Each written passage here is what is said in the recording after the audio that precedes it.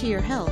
Joining me today is Dr. Lorraine Maida, a functional and integrative medicine physician who practices anti-aging medicine, executive health, hormone replacement therapy, and weight management. She's the author of Vibrance for Life, How to Live Younger and Healthier. Dr. Maida is here today to discuss the top 3 longevity lifestyle choices for overall health.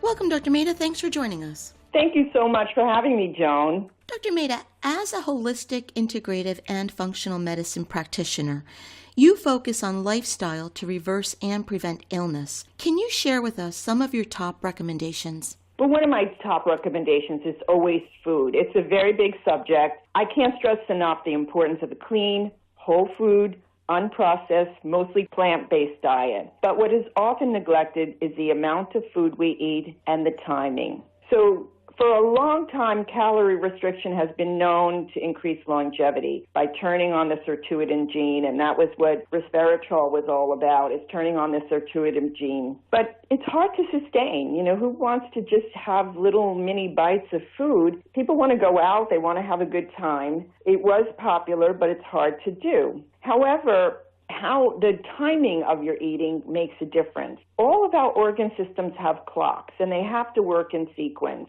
So if you have an erratic eating schedule, it throws off that kind of sequence. And it's been found that intermittent fasting will make a really big difference, because when you're fasting and you're not eating, it gives your cells time to rejuvenate and repair. But if you eat from 6 a.m. to 11 p.m., that gives you only 7 hours to repair and rejuvenate. But studies have shown that if you limit the calorie intake to a certain period of time, between, say, 8 and 12 hours per day, it's very beneficial for overall health and longevity, as well as for weight loss. So if fasting can be as little as a 10 to 12-hour overnight fast, or another recommended time period is like 16 hours.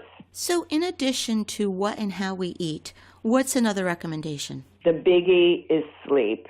CDC says at least 30% of the U.S. population doesn't get enough sleep. And sleep is another important way to repair, regenerate, and restore our energy and our cells. Lack of sleep leads to inflammation, and inflammation is the root cause of most chronic disease. And if you sleep less than 5 hours a night, you have a 73% increased risk for obesity, and this increases cancer risk and cardiovascular risk. People who don't sleep enough are also prone to accidents. They have a higher rate of motor vehicle and bicycle accidents, as well as slips, trips, and falls. So having a wind-down routine at night, if you have to use some supplements, maybe magnesium to relax you, L-theanine to calm your mind down, or melatonin to kick in, maybe diffusing lavender oil, all of these things can help you wind down so that you can get a good night's sleep. Doctor, everyone talks about stress and its implications for overall health. Is that your third recommendation? Oh, you're right on it, Joan. Stress is not necessarily mental, though. People think stress is just mental. I want to stress that stress could be physical, mental, due to toxic exposures, hormone imbalances, infection, lack of sleep, pain, heat, cold. So your body can't tell the difference. All it knows is something is off balance and it's under stress. Stress raises cortisol. It's a major ager. Cortisol increases blood pressure, blood sugar, heart rate. It breaks down muscle, breaks down bone, impairs the memory cells in your brain from reproducing and repairing themselves. So developing some good stress management techniques that you can do in the moment, anytime, anywhere is imperative. Something as simple as deep belly breathing, some mindfulness training of being, completely focused and aware and not trying to multitask all the time. If you don't have go-to techniques, it's helpful to take adaptogenic herbs that keep your cortisol in check. But the other things that really make a difference for cortisol and stress is how much you eat, when you eat, how much you sleep. All of these can add life to your years and years to your life.